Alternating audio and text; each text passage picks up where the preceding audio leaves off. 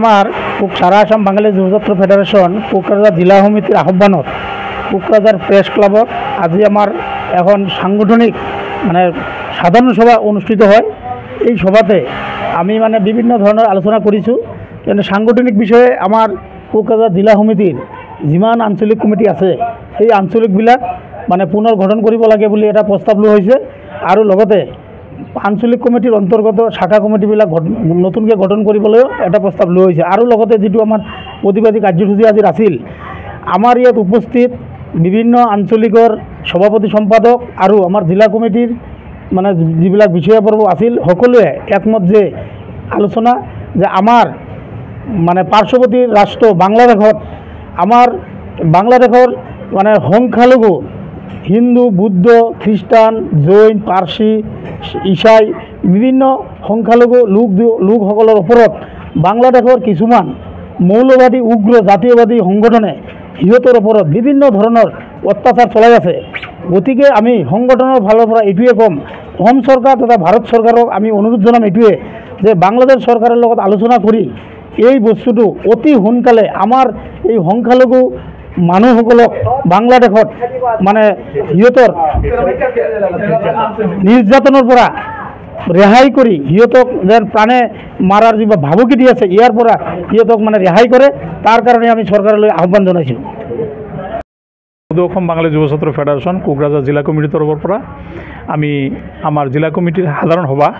আৰু তাৰ যোগেদি আমি এটি মানে প্ৰতিবাদী কাৰ্যসূচী মানে গ্ৰহণ কৰিছোঁ। সেইটো মানে প্ৰতিবাদী কাৰ্যসূচীৰ উদ্দেশ্যটো হ'ল আমাৰ বাংলাদেশৰ চুবুৰীয়া ৰাষ্ট্ৰ বাংলাদেশ, এই বাংলাদেশৰ ভিতৰতে আমাৰ হিন্দু, বৌদ্ধ, জৈন, খ্ৰীষ্টান বিভিন্ন সংখ্যালঘু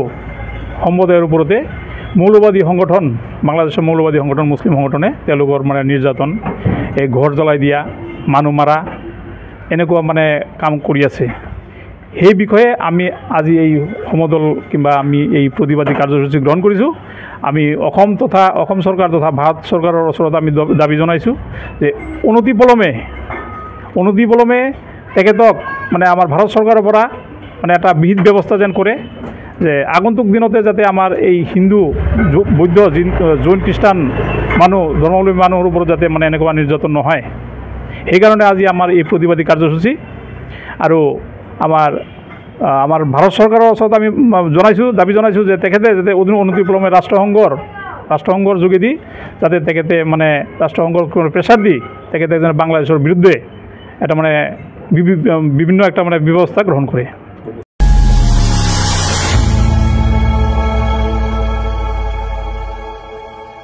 খবৰৰ আঁৰৰ খবৰ, ব্ৰেকিঙৰ হুলস্থুলৰ মাজত ৰৈ যোৱা সমাজৰ নেতিবাচক বহু খবৰ, ৰাজনীতিৰ পৰা সমাজ নীতিলৈ, খেল জগতৰ পৰা কৃষি খণ্ডলৈ, ছবি জগতৰ পৰা সাহিত্য চৰ্চালৈ,